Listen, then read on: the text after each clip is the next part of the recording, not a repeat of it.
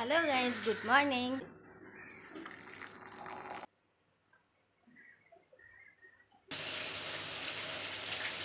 আমার ভাত।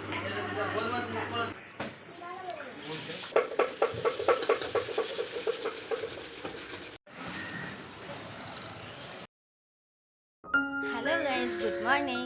পিঙ্কেন পাখির নতুন ব্লগে তোমাদেরকে অনেক স্বাগত। আশা করি তোমরা সবাই ভালোই আছো, আমরাও খুব ভালো আছি। তো আমি উঠেছি সকাল 7টার দিকে। আর তোমরা তো জানো যে আমি এখন মায়েদের বাড়িতে আছি, কারণ আমার বর তো বাইরের কাজে গেছেই। তো আমার বাসন ধোয়া হয়ে গেছে, এখন আমি চা গরম করছি, চা খাবো।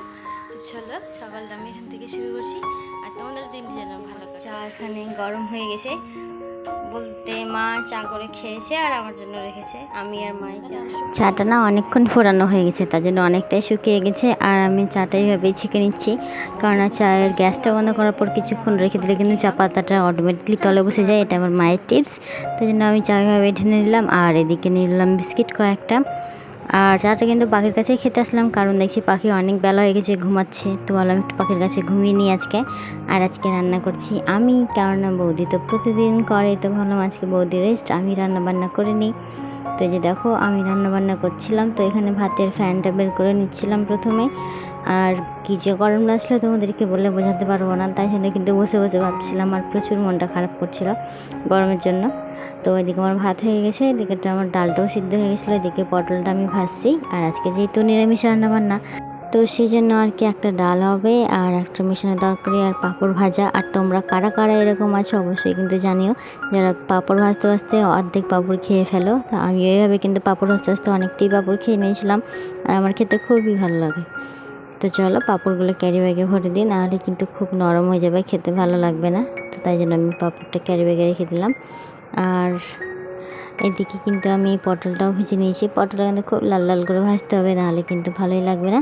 আর এদিকে আলুটাকেও ভেজে মশলা টশলা দিয়ে কষিয়ে জল দিয়ে দিব পটল দিয়ে দিয়ে, কারণ নিরামিষ তরকারি আর বেশি কিছু মশলা টশলা দিইনি। আর সবশেষে কিন্তু অবশ্যই এই তরকারি তারপর চিনি দেবো, নাহলে কিন্তু টেস্টি আসবে না। আর এদিকে ডালটা ফোড়ন দিয়েছি গামলাটাতেই। এই গামলাটা খুব সহজ হয়, কড়াইও দিতে পারতাম, কিন্তু এটাতে একবার দিয়ে দিলাম। আর দেখছো আমার ঘেমে টেমে কী অবস্থাটা নাই খারাপ হয়েছে। এদিকে মা কিন্তু কাটছিল ফুচকা ভাজার জন্য লই। তোমরা তো জানোই যে আমাদের বাড়িতে ফুচকা ভাজা হয়, তো এদিকে মা লই কাটছিল, এদিকে আমি রান্না বান্না কমপ্লিট করে সবার জন্য খাবারটাও বেড়ে দিয়েছিলাম। এদিকে আমার পাখিকে খাওয়াতে চলে এসেছি, আর ওদিকে বৌদি দিয়েছে দাদাকে খেতে। তো ব্যাস আমরা একসাথেই খাওয়া দাওয়া করলাম। আর লই কাটতে আমি বসে গেলাম বাবুকে খাইয়ে দেওয়ার পর, কেননা বাবুর অনেক বেলা হয়ে গেলে শরীরটা খারাপ করবে, তার জন্য আগে বাবুকে খাইয়ে দিলাম। আর চলো এবার আমি লইটা কেটে তারপর আমি খেতে বসবো। আর তোমরা কারা কারা আছো এরকম নিচে খেতে ভালোবাসো, আমার নিচেই খাই, আর আমার নিচে খেতেই ভালো লাগে। তো এর মধ্যে কিন্তু আমরা ফুচকা বেলিয়েছি, তার মধ্যে আবার ফুচকা ভাজাও হয়ে গেছে। দেখছো কি সুন্দর ফুচকা ভাজা হচ্ছে গোল গোল একবারে। আর আমাদের ফুচকাগুলো কিন্তু খুব পরিষ্কার পরিচ্ছন্নভাবে ভাজা হয়, একবারে কোনো রকম নোংরা টোংরা থাকে না, আর কোনো রকম কোনো ভেজালও থাকে না। তোমরা নিশ্চিন্তে খেতে পারবে ফুচকা। তোমরা যারা মালদা থাকো অবশ্যই কিন্তু কমেন্টে জানিও, তাহলে কিন্তু আমাদের দোকানের অ্যাড্রেসটাও তোমাদের জানিয়ে দেবো। তো এই যে আমাদের ফুচকা ভাজা এখন হয়ে যাবে কমপ্লিট।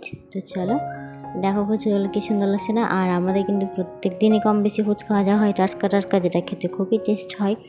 আর ফুচকা ভাজা হয়ে গেলে কিন্তু আমি স্নান করতে চলে এসেছি। স্নান টান করে যে একটু বসেছি, পাখি আমাকে খুব বিরক্ত করছিল। তারপরে আর কি বৌদির কাছে পাখিকে রেখে চললাম সেলাই করতে। আর এত গরম লাগছিলো তোমাদেরকে কি বলবো, তার জন্য আমি টোটোতে করে চললাম সেলাই করতে, বলতে সেলাই শিখতে। তো এই যে দেখো এসে কিন্তু আমার সেলাই শেখা কমপ্লিট। এটা কিন্তু যাওয়ার সময় আজকে যেতে আমার বেশি কিছু শেখার ছিল না, বলতে কাপড় ছিল না, তাই জন্য কিন্তু আমি বেরিয়ে পড়েছি। আর যাওয়ার সময় কিন্তু আমি একাই যাচ্ছিলাম হেঁটে হেঁটে, আর কে জানি কেন হাসছিলাম। আর আজকে এদিক থেকে একটা দিদি যাই, সেও কিন্তু যায়নি, একাই একাই হেঁটে আসতে হচ্ছিলো।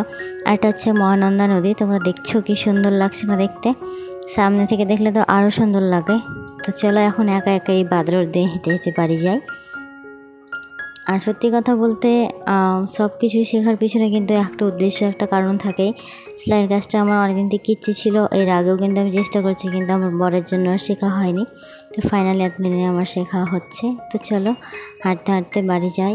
আর ব্লগটা আমি এখানে শেষ করবো, বেশি না বাড়িয়ে। ব্লগটা কেমন লাগলো তোমরা অবশ্যই কমেন্ট করে জানিও, আর ভালো লাগলে চ্যানেলটাকে সাবস্ক্রাইব করে এই ছোট্ট বোনটির পাশে থেকো। আর আসার সময় কিন্তু সিঙ্গারা নিয়ে এসেছিলাম আমাদের খাওয়ার জন্য, সন্ধ্যাটা খুব ভালোভাবে কেটে যাবে তার জন্য।